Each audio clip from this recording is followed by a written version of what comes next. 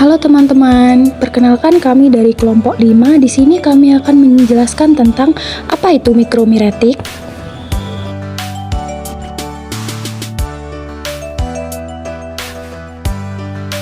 Dalam bidang farmasi, zat-zat yang digunakan sebagai bahan obat kebanyakan berukuran kecil dan jarang yang berada dalam keadaan optimum. Ukuran partikel bahan obat padat mempunyai peranan penting dalam bidang farmasi, sebab penentu bagi sifat-sifat, baik sifat fisika, kimia, dan farmakologi dari bahan obat tersebut. Apa itu mikromiretik? Mikromiretik biasanya diartikan sebagai ilmu dan teknologi tentang partikel yang kecil. Ukuran partikel dapat dinyatakan dengan berbagai cara. Ukuran diameter rata-rata, ukuran luas permukaan rata-rata, volume rata-rata, dan sebagainya. Mikromiretik dalam farmasi adalah ilmu yang mempelajari ukuran dan bentuk partikel kecil yang berpengaruh signifikan terhadap sifat fisika, kimia, dan farmakologi obat. Ukuran partikel menunjukkan laju pelepasan obat, stabilitas dosis, dan efektivitas terapi. Misalnya, ukuran partikel yang lebih kecil dapat meningkatkan kelarutan dan penyerapan obat, sehingga penting dalam formulasi tablet, kapsul, dan sediaan lainnya. Selain itu, mikromiretik membantu dalam pengendalian kualitas sediaan farmasi dan pengembangan sistem penghantaran obat yang lebih efisien. 1. Pengembangan formasi obat. Mikromiretik membantu dalam merancang formasi obat yang optimal seperti tablet dan kapsul.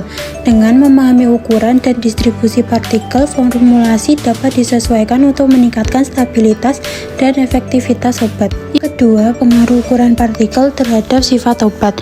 Ukuran partikel memengaruhi sifat fisika, kimia, dan farmakologi obat, termasuk laju larut, absorbansi, kekompakan tablet, serta stabilitas emulsi dan suspensi. Yang ketiga, peningkatan kesediaan hayati. Mikromiretik meningkatkan ketersediaan hayati obat dengan teknik seperti mikroemulsi yang memperbaiki absorbansi, permeasi, dan konsentrasi profil plasma.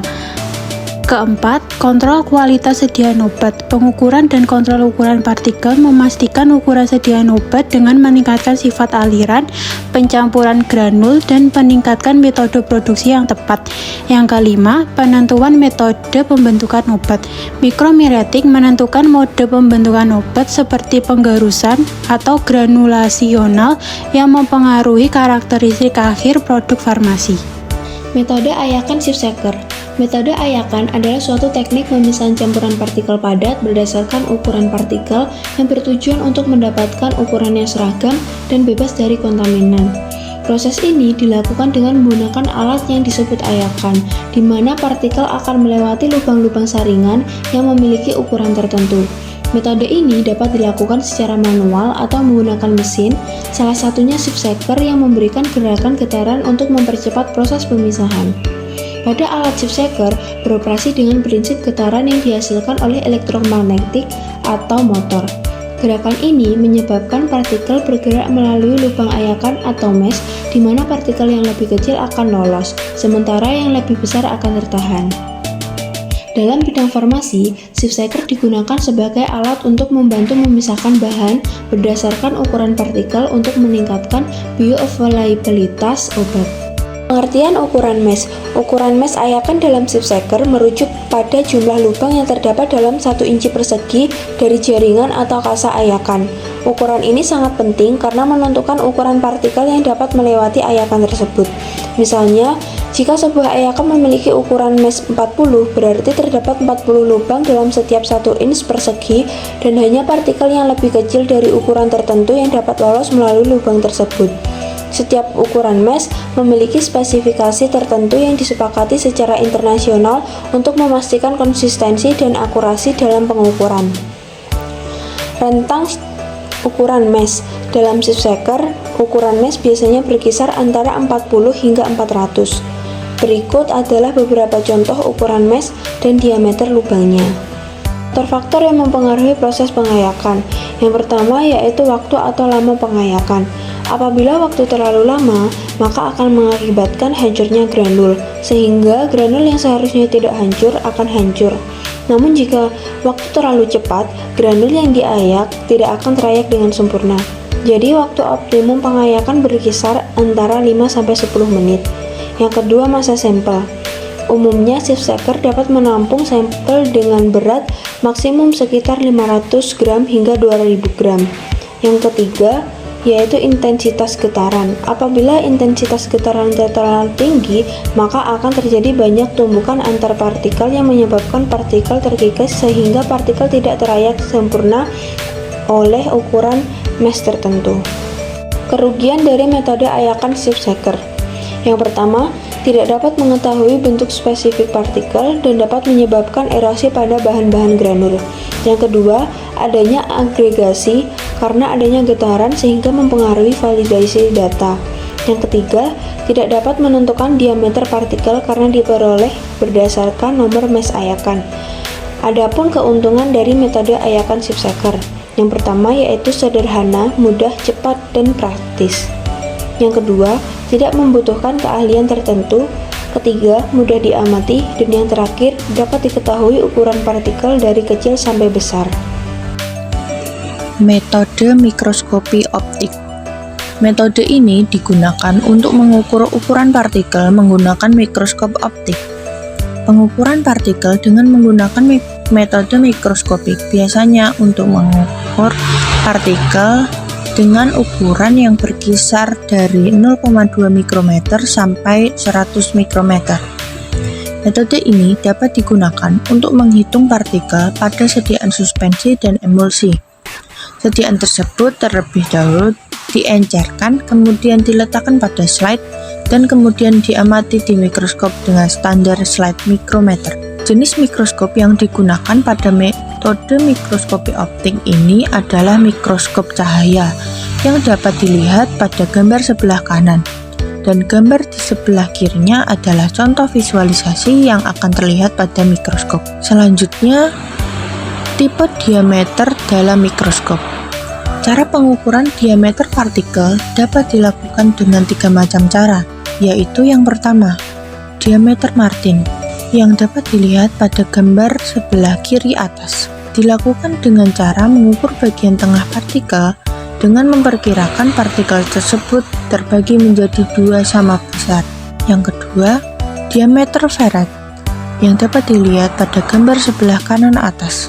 Dilakukan dengan membuat garis batas pada ujung kanan dan ujung kiri partikel, kemudian mengukur jarak antara kedua garis tersebut sebagai diameter partikel. Yang ketiga, diameter terproyeksi, dapat dilihat pada gambar tengah bagian bawah. Dilakukan dengan membuat ilustrasi lingkaran pada partikel dengan kedua ujung garis diameter lingkaran sudah sejajar dengan sisi terluar partikel, yang kemudian diukur diameter lingkaran tersebut sebagai diameter partikel. Selanjutnya, keuntungan metode mikroskopi optik. Yang pertama, adanya gumpalan yang dapat terdeteksi. Hal tersebut bisa mempengaruhi atau mengecoh mana yang gumpalan dan mana yang partikel. Yang kedua, metodenya langsung, yaitu langsung diukur menggunakan mikroskop saat itu juga, tidak mengambil gambar pada hasil mikroskop. Kemudian kerugian metode mikroskopi optik. Yang pertama, diameter hanya 2 dimensi. Yang kedua, jumlah partikel yang harus dihitung antara 300 hingga 500 yang memerlukan waktu dan tenaga untuk melakukannya. Yang ketiga, variasi antar operator besar tetapi dapat diatasi dengan foto mikograf, proyeksi, dan scanner otomatis. Pada bagian bawah tertera gambar skala yang terlihat pada mikroskop yang digunakan untuk mengukur partikel. Metode sedimentasi adalah teknik laboratorium yang digunakan untuk mendeteksi parasit dan fases, terutama telur cacing soil transmitted helminth atau STH. Metode ini memanfaatkan larutan dengan berat jenis lebih rendah dari organisme parasit, sehingga parasit mengendap di bagian bawah. Dalam proses ini, partikel padat yang lebih besar akan mengendap di dasar wadah, sementara cairan atau partikel yang lebih ringan tetap berada di atas. Metode ini sering digunakan dalam berbagai bidang seperti kimia, biologi, dan lingkungan. Terdapat dua jenis metode sedimentasi. Yang pertama, sedimentasi biasa yang menggunakan gaya gravitasi. Yang kedua, sedimentasi formal ether yang menggunakan gaya sentrifugal. Partikel akan turun ke dasar karena gaya gravitasi. Partikel dengan ukuran lebih besar dan massa jenis lebih tinggi akan mengendap lebih cepat. Tingkat pengendapan juga dipengaruhi oleh konsentrasi partikel dalam larutan. Faktor-faktor yang mempengaruhi: yang pertama, ukuran partikel. Semakin besar ukuran partikel, semakin cepat partikel tersebut mengendap. Yang kedua, massa jenis partikel. Partikel dengan massa jenis lebih tinggi akan mengendap lebih cepat. Yang ketiga, kecepatan aliran cairan. Aliran yang cepat dapat mencegah partikel untuk mengendap, sementara aliran lambat dapat memungkinkan partikel untuk turun lebih efektif. Pengukuran ukuran partikel dengan cara Coulter-Counter. Pengukuran ukuran partikel dengan cara Coulter-Counter pertama kali dikembangkan oleh Wallace Coulter pada tahun 1950 untuk menghitung jumlah sel darah setelah metode optik ditemukan bermasalah. Dalam 50 tahun terakhir, metode teknologi ini juga digunakan untuk mengkarakterisasi ribuan material industri. Alat yang umumnya menggunakan teknologi Coulter disebut Coulter-Counter, dan sekarang Coulter-Counter telah menjadi nama untuk teknologi karakterisasi partikel. Ukuran partikel bahan padat mempunyai peranan penting dalam farmasi, sebab ukuran partikel mempunyai peranan besar dalam pembuatan sediaan obat dan juga terhadap efek fisiologis. Berikut merupakan contoh-contoh ukuran partikel. Ukuran partikel 0,0005 sampai 0,010 digunakan untuk sediaan suspensi dan emulsi halus. Lalu untuk ukuran partikel 0,010 sampai 0,050 mm digunakan untuk sediaan emulsi kasar dan suspensi terflokasi. Dan untuk ukuran partikel 0,050 sampai 0,100 digunakan untuk sediaan serbuk halus. Lalu untuk ukuran partikel 0,100 sampai 1,00 digunakan untuk sediaan serbuk kasar, dan ukuran partikel 1,00 sampai 3,360 mm digunakan untuk ukuran granul rata-rata. Prinsip pengukuran partikel.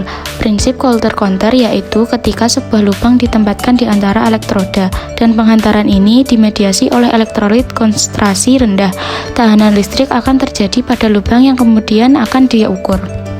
Tahanan tersebut akan menciptakan sensing zone. Partikel dapat dihitung dengan membuatnya melewati zona tersebut, seperti partikel yang melewati zona tersebut akan menciptakan tahanan baru yang perubahan tahanan ini dapat diukur menggunakan alat untuk menganalisis perubahan arus listrik. Ukuran partikel dapat diukur dengan menggunakan instrumen dengan teknologi tinggi. Ini menurut Coulter Principle tahun 2012. Berikut kelebihan dan kekurangan Coulter-Counter.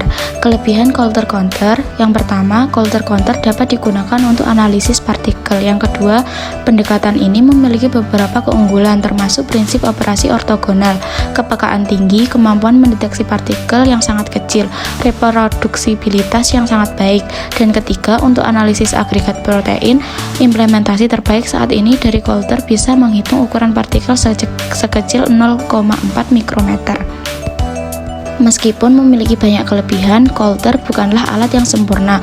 Kekurangan dari Coulter-Counter seperti: yang pertama, penelitian biasanya memperhatikan persyaratan volume yang besar untuk Coulter komersial. Kedua, kebutuhan konduktivitas minimal dalam buffer sampel dan kebutuhan untuk pengenceran. Ketiga, penanganan sampel dan kebersihan instrumen dapat mempengaruhi pengukuran partikulat. Kesulitan utama dalam menggunakan teknik Coulter-Counter untuk penggunaan farmaseutik adalah: yang pertama, kelarutan obat-obatan dalam media berair dan beralkohol. Kedua, ukuran sediaan farmasi yang luas yang menyebabkan penyumbatan pada lubang dan kecepatan pengukuran lambat. Ketiga, dalam emulsi, elektrolit NaCl 0,9% dapat meningkatkan aglomerasi. Keempat, tidak memadai untuk formulasi dengan range ukuran yang lebih rendah. Berikut hal-hal yang mempengaruhi pengukuran Coulter-Counter. Yang pertama ada coincidence. Coincidence ini memiliki dua macam, yaitu coincidence pertama dan kedua. Yang kedua ada aliran partikel. Ketika partikel melewati lubang, mereka bisa berasal dari berbagai arah. Partikel yang melewati lubang tidak melalui tengah lubang akan menghasilkan puncak yang lebih besar. Viskositas larutan dan partikel berpengaruh pada pengukuran ukuran partikel. Penerapan prinsip Coulter adalah metode perhitungan dan pengukuran partikel dari berbagai material. Beberapa standar American Society for Testing and Material (ASTM) didasarkan pada prinsip Coulter. Berbagai aplikasi ini termasuk efisiensi larutan, karakteristik media kromatografi, perhitungan sel, dan evaluasi tinta toner. Dan beberapa aplikasi utama yaitu hematologi, ukuran dan jumlah sel, karakterisasi partikel. Jadi, prinsip Coulter-Counter yaitu ketika sebuah lubang ditempatkan di antara dua elektroda dan penghantaran ini dimediasi oleh elektrolit konsentrasi rendah, tahanan listrik akan terjadi pada lubang yang kemudian akan diukur. Tahanan tersebut akan menciptakan sensing zone. Partikel dapat dihitung dengan membuatnya melewati zona tersebut. Selanjutnya ada faktor yang mempengaruhi sifat mikromiretik. Yang pertama ada ukuran partikel. Partikel yang lebih kecil memiliki luas permukaan yang lebih besar, yang mempengaruhi kelarutan, laju disolusi, dan sifat alirnya. Yang kedua ada bentuk partikel. Partikel dengan bentuk bulat biasanya memiliki sifat aliran yang lebih baik dibandingkan dengan bentuk yang tidak beraturan. Yang ketiga ada kepadatan dan porositas. Kepadatan menentukan massa per unit volume tersebut. Porositas mengacu pada ruang kosong antar partikel yang mempengaruhi sifat pengemasan. Yang keempat ada sifat permukaan dan kelembapan. Tekstur atau kasaran permukaan partikel dapat mempengaruhi adhesi antar partikel dan sifat aliran. Dan pada serbuk yang bersifat higroskopis dapat menyerap kelembapan dari lingkungan yang berpengaruh pada sifat aliran dan stabilitas fisik. Yang kelima ada distribusi ukuran partikel. Polydiversity atau keragaman ukuran partikel dalam suatu serbuk mempengaruhi sifat aliran dan kemampuan untuk diproses. Tantangan dalam proses mikromiretik. Yang pertama, ukuran partikel yang sangat kecil. Tantangannya, sulit mengukur dan memanipulasi partikel yang sangat kecil. Yang kedua, membutuhkan teknologi yang metode pengukurannya presisi tinggi. Ada pula solusinya seperti penggunaan teknologi canggih dan pengembangan teknik baru. Yang kedua, distribusi ukuran partikel. Tantangannya seperti variasi ukuran mempengaruhi sifat fisik, misalnya aliran dan kompresibilitas, serta sifat kimia, misalnya laju pelepasan zat aktif dalam bidang farmasi. Ada pula solusinya seperti menggunakan milling dan klarifikasi untuk distribusi seragam. Yang kedua, melakukan pemantauan selama proses produksi. Yang ketiga, agregasi partikel. Tantangannya seperti partikel kecil membentuk agregat karena gaya antar molekul. Solusinya penggunaan bahan tambahan seperti sulfatan atau polimer.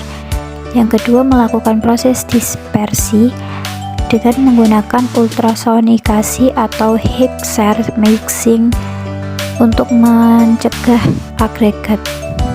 Yang keempat, kontaminasi. Tantangannya seperti proses sensitivitas terhadap kontaminasi bahan asing. Solusinya dilakukan pada lingkungan terkendali atau lingkungan yang steril dan bebas kontaminasi. Kelima, efisien energi. Tantangannya seperti proses membutuhkan energi besar, meningkatkan biaya produksi. Solusinya dengan optimasi metode dengan cara memilih metode yang hemat energi seperti fluid energy milling.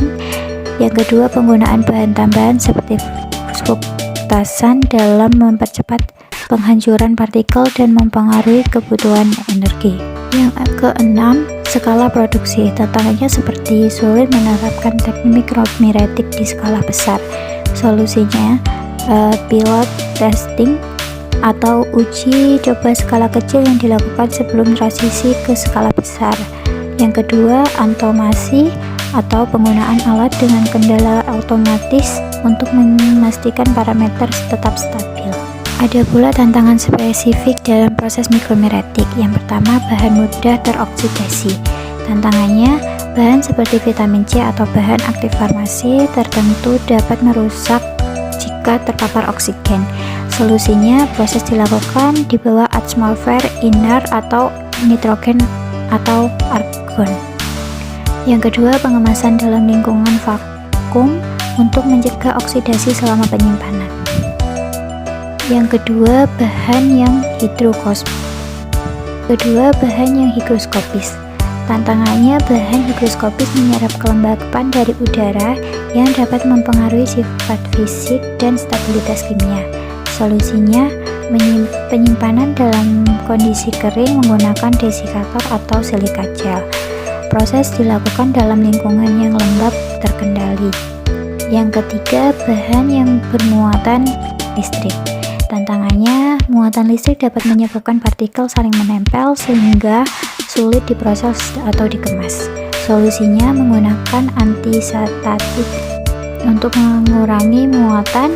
Yang kedua, proses dilakukan dalam ruangan dengan kelembapan yang sedikit lebih tinggi untuk mempengaruhi muatan statis. Ada pula cara untuk mengatasi tantangan dalam proses mikromeretik. Yang pertama, pengembangan peralatan yang lebih baik. Menggunakan peralatan modern dengan presisi tinggi seperti laser diffraction atau mikroskop pemindai elektron atau SEM. Yang kedua, optimasi proses. Dalam penelitian dan pengembangan untuk menentukan partikel optimal dalam proses milling, mixing, dan dispersi.